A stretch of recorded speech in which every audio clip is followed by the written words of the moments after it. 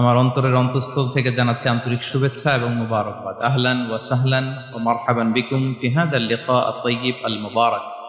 আমরা শুরুতে আল্লাহ রাব্বুল ইজ্জা ওয়াল জালালের দরবারে শুকরিয়া জ্ঞাপন করছি, যিনি আজকে আমাদেরকে এরকম চমৎকার একটি পরিবেশে চমৎকার একটি ইসলামিক কনফারেন্সে উপস্থিত হওয়ার সুযোগ করে দিয়েছেন। আমরা সবাই পড়ছি কালিমাতুশ শুকর, আলহামদুলিল্লাহ।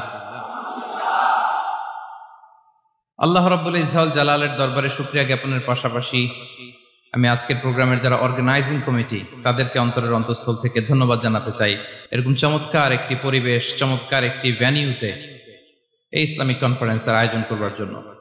সম্মানিত সুধী, আমরা এই পৃথিবীতে খুব অল্প একটা সময়ের জন্য, একটা ট্রানজিট পিরিয়ড কাটানোর জন্য বেসিকলি আমরা এই পৃথিবীতে এসেছি। আমরা কি চিরকাল এই পৃথিবীতে থাকবো বলেন তো? না, একটা ট্রানজিট পিরিয়ডে আমরা এসেছি, আবার চলে যেতে হবে। এই যে আমাদের জীবন, এই জীবনের জন্য বিপদ, আপদ, পরীক্ষা, স্ট্রাগল, এটা অনিবার্য, এটা হবে। বিপদ নাই, কষ্ট নাই, আপদ নাই, অনিশ্চয়তা নাই, স্ট্রাগল নাই, এমনকি কেউ আছে এখানে? কেউ কি হাত তুলে বলতে পারবেন যে হুজুর আমার জীবনে কোনো বিপদ নাই, অথবা আমার জীবনে কোনো দুঃখ নাই, কষ্ট নাই, কোনো স্ট্রাগল নাই, কোনো রিস্ক নাই? এরকম সৌভাগ্যবান কেউ আছেন এখানে? তাহলে জীবনের জন্য পরীক্ষা এটা অনস্বীকার্য, হবেই হবে পরীক্ষা। পৃথিবীর জীবনটাই এমন, এভাবেই এই লাইফকে ডিজাইন করা হয়েছে। পরীক্ষা থাকবে, এখানে বিপদ থাকবে, এগুলো উত্তীর্ণ হয়ে আপনাকে যেতে হবে। চির সুখ, চির শান্তি এটাই পৃথিবীতে হয় না। চির সুখ এবং চির শান্তির জায়গা হচ্ছে জান্নাত। চির সুখ এবং চির শান্তি কোথায়? এটা জান্নাতের বৈশিষ্ট্য। চির সুখ, চির শান্তি, টেনশন নাই, ঝামেলা নাই, পরীক্ষা নাই, বিপদ নাই, রিস্ক নাই, স্ট্রাগল নাই। এটা হচ্ছে দ্য ফিচার্স অফ জান্নাত, জান্নাতের ফিচার। কিন্তু সমস্যাবাদে তখন যখন জান্নাতের ফিচার আমরা দুনিয়ায় খুঁজি, যেটা পাবো আমরা জান্নাতে, এটা খুঁজি কোথায়? এই তখনই সমস্যাবাদ। And this is the main problem. এটাই বড় সমস্যা। এই সমস্যার সমাধান কোথায়, এটা নিয়ে আজকে আমি কিছু কথা অ্যাড্রেস করবেন। কেউ অসুস্থ হবে না জান্নাতে। জান্নাত হবে অ্যান্টি এইজিং, জান্নাতে বয়স বাড়বে না কারো, চিরযৌবনা, চিরযুবক, অ্যান্টি এজিং। আপনারা জানেন যে বর্তমান পৃথিবীতে অ্যান্টি এজিং ক্রিম পাওয়া যায় না? ক্রিম, কথা বুঝতেছেন? অ্যান্টি এজিং ক্রিম পাওয়া যায়। তারা বলে এই ক্রিম মাখলে চামড়ায় ভাঁজ পড়ে না। এটার দাম আছে কিন্তু অনেক। অ্যান্টি এজিং ক্রিম লাগায়, শ্যাম্পু ইউজ করে, অ্যান্টি এজিং অয়েল আছে, এটা দিলে নাকি চামড়ায় ভাঁজ পড়ে না। ইভেন ভারতের অনেক বড় একজন ব্যবসায়ী মুকেশ আম্বানি, নাম শুনছেন না? যে তার ছেলের বিয়ে হয়ে গেল, তো এই মুকেশ আম্বানির স্ত্রী নীতা আম্বানি, সে কিছুদিন আগে এক বোতল গোল্ড ওয়াটার খেয়েছে, gold water, and its cost $60,000 $60,000 দাম এক বোতল গোল্ড ওয়াটারের। কেন? ফর অ্যান্টি এজিং, যাতে বয়সের ছাপ গালে না থাকে। এখন বলেন, এভাবে কি আমাদের বয়সকে ধরে রাখা সম্ভব এই পৃথিবীতে? সম্ভব না, কারণ এই ফিচারটা দুনিয়ার ফিচার না, এটা জান্নাতের ফিচার। সুবহানাল্লাহ পড়েন। তাহলে জান্নাতে কেউ অসুস্থ হবে না। জান্নাত হবে চির যৌবন, চির যৌবনা, ওখানে আমরা যুবক থাকবো। প্রত্যেকে 33 বছরের যুবক যুবতী হয়ে জান্নাতে ঢুকবো। বিষ্ণু ইসলাম বলেন, আহলুল জান্নাতি জুরদা ওয়া মুরদা ওয়া আবনাউ সালাসিন ওয়া সালাসিন। জান্নাতে যারা যাবে শুভ্র দাড়িবিহীন, প্রত্যেকে হবে 33 বছর বয়সের। ওই যে 33 বছর বয়সে একবার ঢুকলেন, আর বয়স বাড়বে না, ওইটাই চিরকাল ওই বয়স পাবেন। জান্নাতের আরেকটা ফিচার হচ্ছে নো ফ্রাস্ট্রেশন, কোনো চিন্তা নাই, দুশ্চিন্তা নাই, হাইপার টেনশন নাই, সজীব, প্রাণবন্ত। সুবহানাল্লাহ। জান্নাতের আরেকটা ফিচার হচ্ছে there is no expiry date in জান্নাত। এক্সপায়ারি ডেট আছে? জান্নাতে যে ঢুকবো 7 দিনের জন্য চেক ইন, নাকি? চেক ইন কয় দিনের জন্য? 7 দিন, 10 দিন পরে চেক আউট করে ফেলবে, এরকম না। নো এক্সপায়ারি ডেট, আজীবন। একবার এন্ট্রি পেলে বের হওয়ার টেনশন নাই। আল্লাহু আকবার। তাহলে no expiry date, rather it's eternal, আজীবন থাকবেন, খালিদিনা ফিহা, চিরকাল থাকবেন। এবং জান্নাতের সবচাইতে গুরুত্বপূর্ণ ফিচার হচ্ছে there will be no death in জান্নাত। জান্নাতে আপনার আর মৃত্যু হবে না, মৃত্যুর বিদায় হবে। তার মানে আপনি অমর হবেন। তাহলে আপনি চির সুস্থ, চির সবল হবেন জান্নাতে, চির যুবক থাকবেন, প্রাণবন্ত থাকবেন, আপনি অমর হবেন, আপনি জান্নাতে মরবেন না। জান্নাতীরা যখন জান্নাতে যাবে, ফেরেশতারা ডেকে বলবে, ইয়া আহলাল জান্নাতি ইন্না লাকুম আন তাসিহু ফালা তাসকামু আবাদা। জান্নাতীরা চিরকাল সুস্থ থাকবা, অসুস্থ হবা না। ইন্না লাকুম আন তাশিব্বু ফালা তাহরামু আবাদা, তোমরা শাবাব থাকবা, বুড়া হবা না। ওয়া ইন্না লাকুম আন তাহইয়াউ ফালা তামুতু আবাদা, চিরকাল বেঁচে থাকবা, মরবা না। এবং সেদিন জান্নাতে মৃত্যু দেয়া হবে, মৃত্যু দেয়া হবে। ইউতাল মাউতু বিকাবশিন আমলাহ, একটা ছাগলের আকৃতিতে মৃত্যুকে আনা হবে। ফায়ুযবাহুল মাউত, মৃত্যুকে জবাই দেয়া হবে। এবার জান্নাতীরা তাকিয়ে থাকবে, ফেরেশতারা বলবে, ইয়া আহলাল জান্নাতি খুলুদুন ফালা মাউত, হে জান্নাতীরা চিরকাল এই জান্নাতে থাকবে। তাহলে জান্নাতের ফিচার পাইছেন। এখন কোন বোকা যদি এই ফিচার দুনিয়ায় খোঁজে, পাবে? পাবে না, কারণ দুনিয়ার ফিচার আলাদা। দুনিয়ার ফিচার কি? এই দুনিয়াতে বিপদ আসবে, কষ্ট আছে দুনিয়াতে, হতাশা আছে, ভয় আছে, অসুস্থতা আছে, বার্ধক্য আছে, এবং এই দুনিয়ার একটা এক্সপায়ারি ডেট আছে, আছে না? দ্য ডে ইউ ডাই, যেদিন আপনি মারা যাবেন, এটা আপনার এক্সপায়ারি ডেট। চলে যেতে হবে, চলে যেতে হবে। এই পৃথিবীতে মৃত্যুর অস্তিত্ব আছে। সবকিছু থমকে দিয়ে, আপনাকে চমকে দিয়ে মৃত্যু চলে আসবে, ঠিক কিনা বলেন? তাহলে এগুলো হচ্ছে দুনিয়ার ফিচার।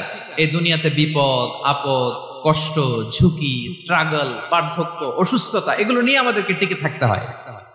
এটা দুনিয়ার ফিচার, মিলায় ফেললে হবে না। জান্নাতের ফিচার একটা, দুনিয়ার ফিচার আরেকটা। দুনিয়াতে কষ্ট থাকবে, বিপদ আপদ থাকবে।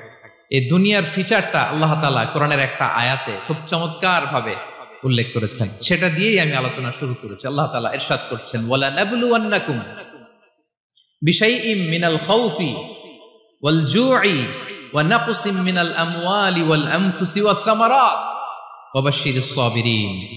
আল্লাহ তাআলা বলছেন, অবশ্যই অবশ্যই আমি তোমাদেরকে পরীক্ষা করব, ভয় দিয়ে, ক্ষুধা দিয়ে, সম্পদের ঘাটতি দিয়ে, আতঙ্ক দিয়ে, প্রাণনাশ দিয়ে, ফল ফসলের হানি দিয়ে পরীক্ষা করব।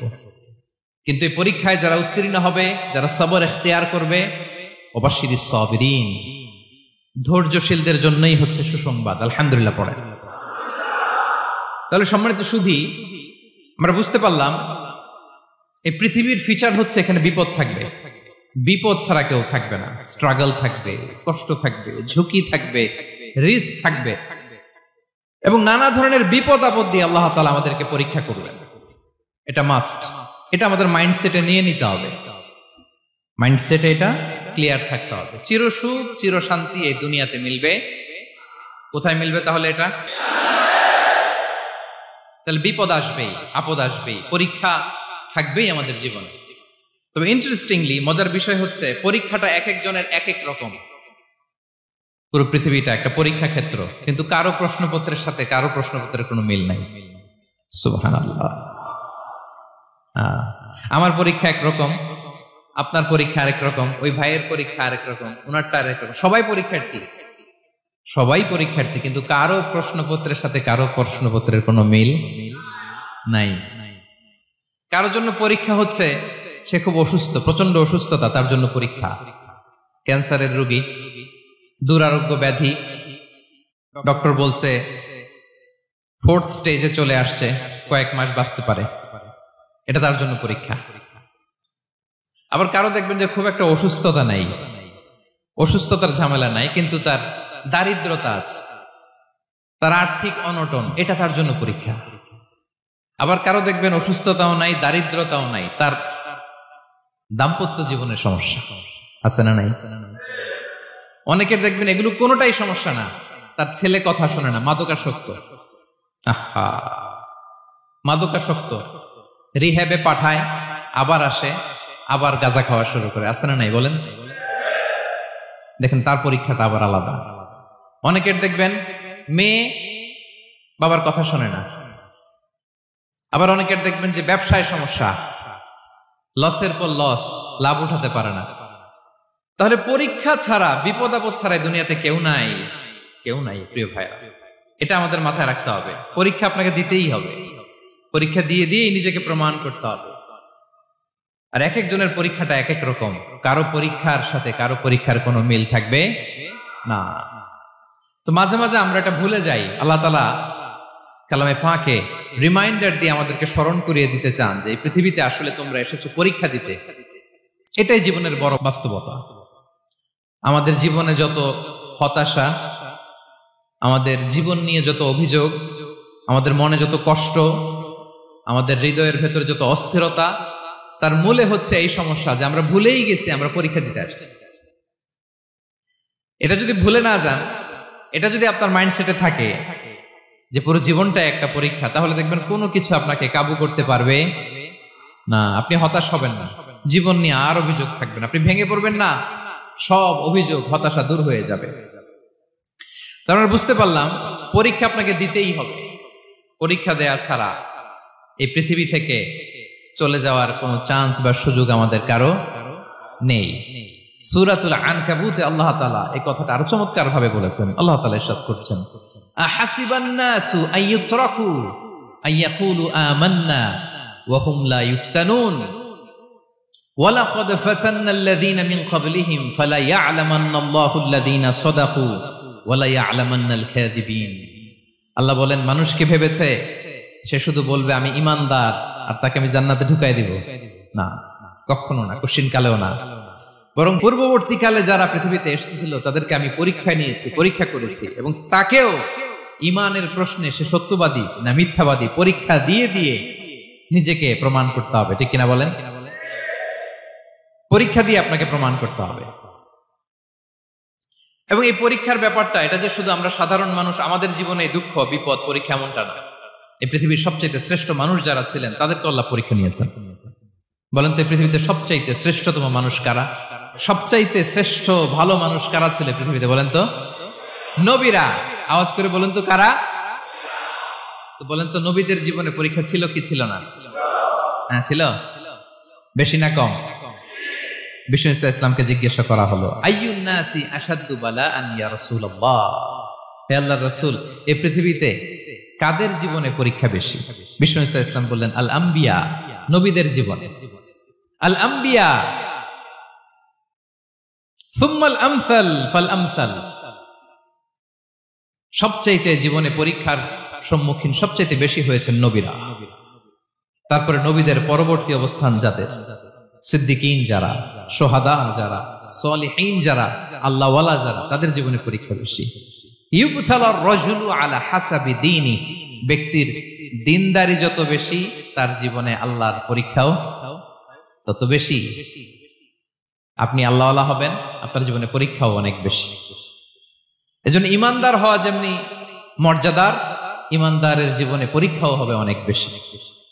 এবং পরীক্ষা যত বড়, খেয়াল রাখতে হবে, মন খারাপ করার কোনো সুযোগ নেই। পরীক্ষা যার জীবনে যত বড়, সেটাতে সফল হতে পারলে ওটার প্রতিদানও বড়। পরীক্ষা যত বড়, এটাতে সাকসেস হইতে পারলে এটার রিওয়ার্ডও তত বড়। বিষ্ণু ইসলাম বলেন, ইযামুল জাযাই মাআ ইযামিল বালা, বালা যত বড় জাযাও তত বড়, প্রতিদানও তত বড়। আপনারা নবীদের জীবনে যদি খেয়াল করেন, দেখবেন যেই নবীর জীবনে পরীক্ষা যত বেশি, সেই নবীর জীবনে সফলতাও তত বেশি। সাইয়েদনা ইব্রাহিম আলাইহিস সালামের কথাটা একটু খেয়াল করেন তো, বলেন তো ওনার জীবনে পরীক্ষা কেমন ছিল? বেশি না কম?